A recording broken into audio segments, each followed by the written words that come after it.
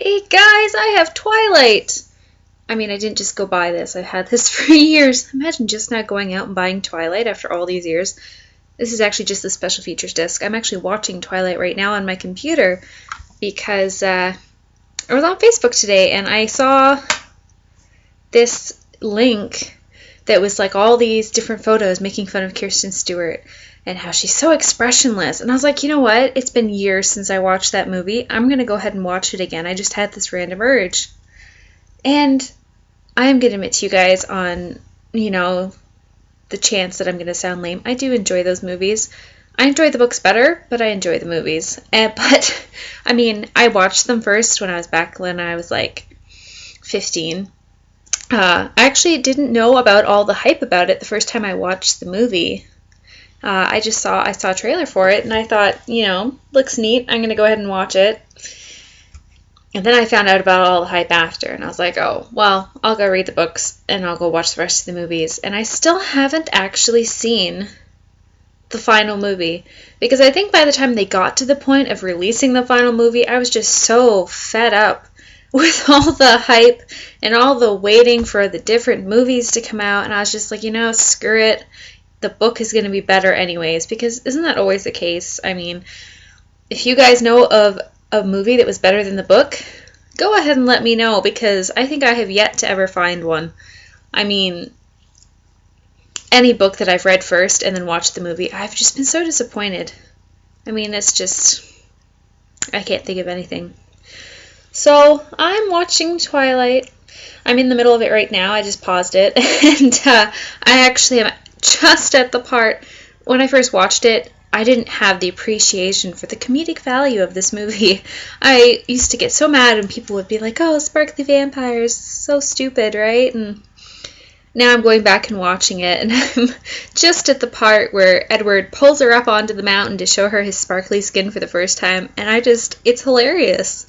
I mean, he's using that as a way to try and make her afraid of him, and I'm like, what is wrong with you? If she wasn't afraid of you by finding out that you're a vampire and wants to suck your blood, I don't think sparkly skin is gonna do it.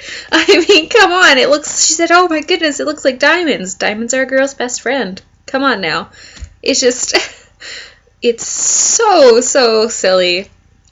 But I mean, people got so mad about the movie. They're like, oh, sparkly skin vampires? That is so not the way vampires are supposed to be. But I mean, I've never really been a fan of vampire movies in the past, so I don't really care. I mean, I don't know what all the special rules are for what vampires are supposed to be. I mean, in the original story, like, has anybody actually read Dracula? Like, the original story, there is nothing to do with vampires burning up in the sun in that book. Nothing at all. I went and read it for the sake of this book list that I have, which I'll talk about more in a minute, but, I mean, you see him outside in the day. I mean, sure, he sleeps most of the day, but he's outside, like 3 o'clock in the afternoon. They see him outside, walking. It's like, where on earth did pop culture come up with this idea that vampires have to burn in the sun? And then they're criticizing everything that doesn't have that, because they're like, oh, that's the way it's supposed to be, but that's not what the original story was. Anyways, that's my rant on that topic. This book list I have, it's, I think you can find it online still somewhere. My friend sent it to me. It's like BBC's, I think it was BBC. I could be wrong. Don't quote me on this, but it's like their top, it's like these list of 100 classical stories, and they say in a person's average lifetime you will have read, I think the number was 6 or 7 of these books off of this list. Well, anyways, when I'd first gone through the list, I'd already read 6, and I was like, well, I'm going to try and set the goal to read all of them. I don't know where I am on my goal, because it's been a long time since I actually looked at the list, but, I mean, I got through a few. Not all of them I enjoyed. I can say that much. I mean, Catcher in the Rye, I just didn't understand that book. It seemed like it had no point to it whatsoever. The Color Purple, not my thing either. I really didn't care for that book. I can't remember what else was on it that I read. I already told you Dracula was on it. There's like Lord of the Rings books and Narnia books and Jane Austen and Charles Dickens, like just stuff like that.